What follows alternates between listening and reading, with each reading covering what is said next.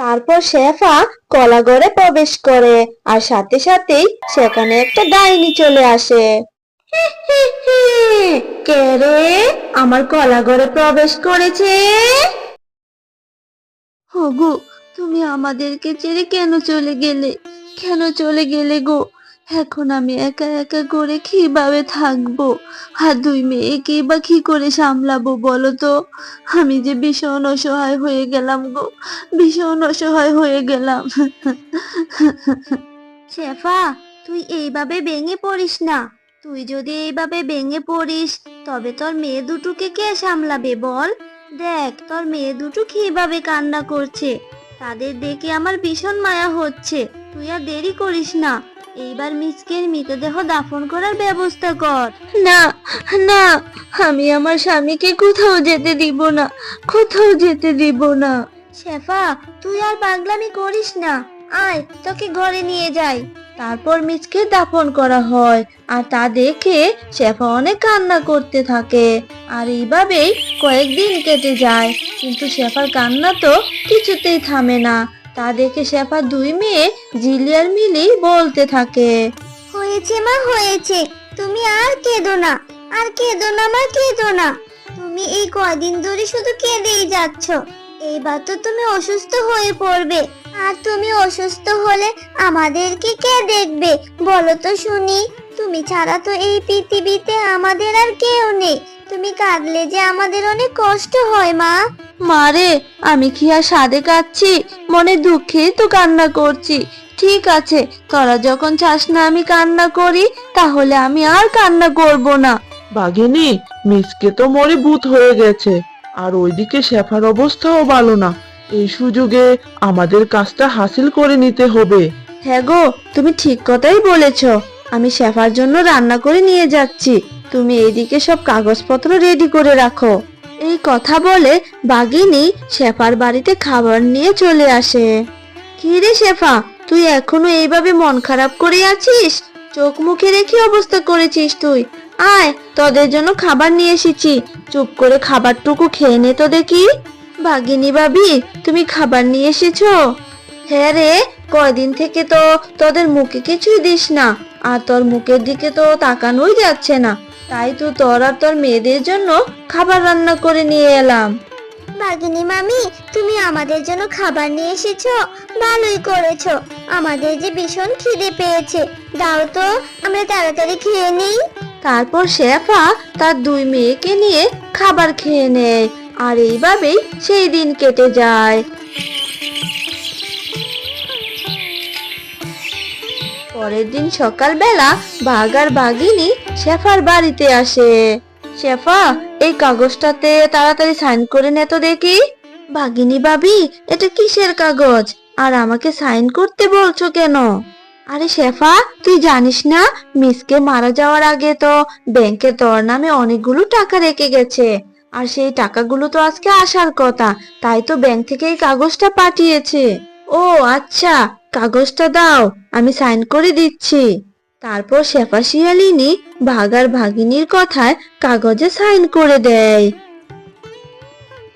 কি ব্যাপার, বাঘিনী ভাবি আমার থেকে কাগজে সাইন করে নিল, কিন্তু ব্যাংক থেকে তো কোনো টাকাই এলো না।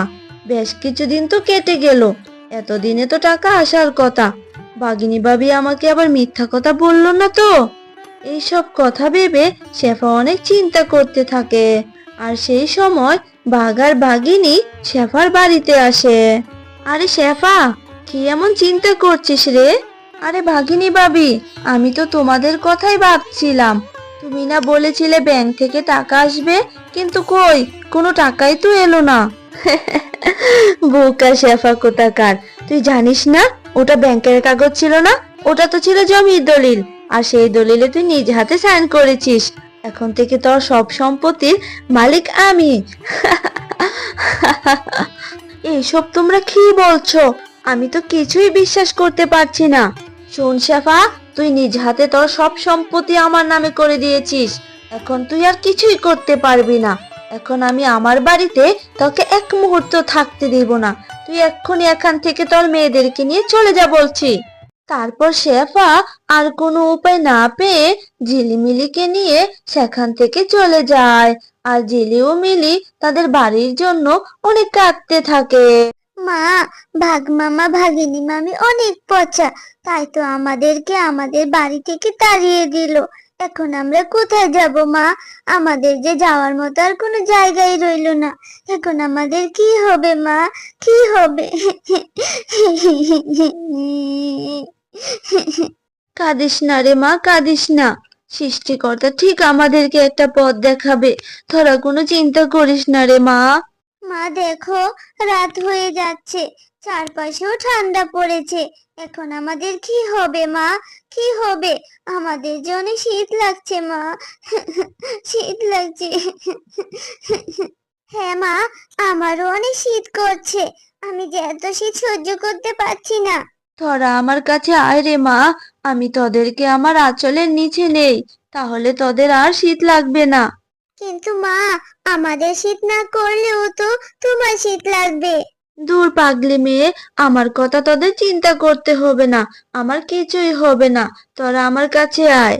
তারপর ঝিলিমিলি মায়ের আঁচলের নিচে আসে। সত্যি রে মা, ভাগ্যের কি পরিহাস! আজ যদি তোদের বাবা বেঁচে থাকতো তাহলে আর এই দিন দেখতে হতো না রে মা। আগে সামান্য বৃষ্টিতেও তোদের ভিজতে দিতাম না, ঠান্ডা লাগবে এই বলে। আজ এই শীতের মধ্যে তোদেরকে বাড়ির বাহিরে রাত কাটাতে হচ্ছে। মাথা গোঁজার মতো একটা ঘরও নেই রে মা, ঘরও নেই। শেফা তার দুই মেয়েকে নিয়ে কান্না করতে করতে ঘুমিয়ে পড়ে।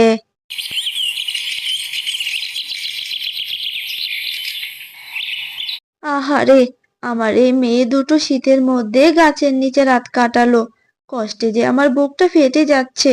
আমি যদি কষ্ট করে মেয়ে দুটোর জন্য একটা ঘর বানাতে পারতাম, তাহলে মেয়ে দুটোর আর কষ্টই হতো না। কিন্তু ঘর বানাতে যে অনেক টাকার প্রয়োজন, আমার কাছে যে কোনো টাকাও নেই। এখন আমি কি করব? মা, তুমি এত কি ভাবছো, বলো তো শুনি। মা, ঝিলিমিলি, তোরা উঠে পড়েছিস? আমি তোদের কথাই ভাবছিলাম রে মা। তোদের এত কষ্ট দেখে আমি যে আর সহ্য করতে পারছি না। তোরা এখানেই থাক, আমি দেখি কিছু একটা ব্যবস্থা করতে পারি কিনা। এই বলে শেফা জঙ্গলের মধ্যে হাঁটতে থাকে। আর হাঁটতে হাঁটতে জঙ্গলের মধ্যে একটা কলা বাড়ি দেখতে পায়। আরে আরে, এখানে তো দেখছি একটা ঘর। এই কলার ঘরটা আবার কোথায় থেকে আসলো? এখানে তো কাউকে থাকতে দেখলাম না। তবে কি সৃষ্টিকর্তা আমাদের উপর মুখ ফিরে তাকালো? যাই হোক, ভালোই হয়েছে। যাই, ঘরের ভিতরে গিয়ে দেখি কেউ আছে কিনা। তারপর শেফা কলা ঘরে প্রবেশ করে, আর সাথে সাথেই সেখানে একটা ডাইনি চলে আসে। কে রে, আমার কলা ঘরে প্রবেশ করেছে? কে, কে কে তুমি? আমি পেতনি। কিন্তু তুই আমার কলা ঘরে প্রবেশ করেছিস কেন? তুই জানিস না আমার ঘরে কেউ প্রবেশ করলে আর প্রাণ নিয়ে ফিরে যেতে পারে না? তুমি এসব কি বলছো? দয়া করে আমাকে প্রাণে মেরো না। আমার যে ছোট ছোট দুইটা মেয়ে আছে, তারা যে এতিম হয়ে যাবে। আমাকে মেরো না, তুমি মেরো না। কি, তোর দুটো মেয়ে আছে? কিন্তু তাদের রেখে এখানে তুই কি করছিস? এরপর শেফা ডাইনিকে সব কথা খুলে বলে। আর সব শুনে ডাইনি বলতে থাকে, আহারে, তোর তো দেখছি আমার মতোই পোড়া কপাল। আমার স্বামী মারা যাওয়ার পর আমার শাশুড়ি আমাকে অলক্ষী বলে এই কলাগড়ে পুড়িয়ে মেরেছে। আমার একটা মেয়েও ছিল, আমার সাথে আমার মেয়েটাও পড়ে মারা গেছে। তাই আমার কলাগড়ে কাউকে প্রবেশ করতে দেই না। কিন্তু তোর কষ্ট দেখে আমার অনেক কষ্ট হচ্ছে। তাই আজ থেকে তুই এই কলাগড়েই থাকবি, তোর মেয়েদেরকে নিয়ে। আজ থেকে এই কলা বাড়িটা তোর। তোমাকে অনেক ধন্যবাদ পেতনি, আমাকে সাহায্য করার জন্য। তোমার এই ঋণ আমি কখনোই বলবো না। তারপর শেফা তার দুই মেয়েকে কলাঘরে নিয়ে আসে, আর পেতনি সেখান থেকে চলে যায়। তারপর থেকে শেফা তার দুই মেয়ে ঝিলিমিলিকে নিয়ে কলাঘরে সুখে দিন কাটাতে থাকে। হ্যালো বন্ধুরা, গল্পটি ভালো লেগে থাকলে চ্যানেলটি সাবস্ক্রাইব করে দিও। আর পাশে থাকা বেল আইকনে প্রেস করে আমার পাশেই থেকো। ধন্যবাদ সবাইকে।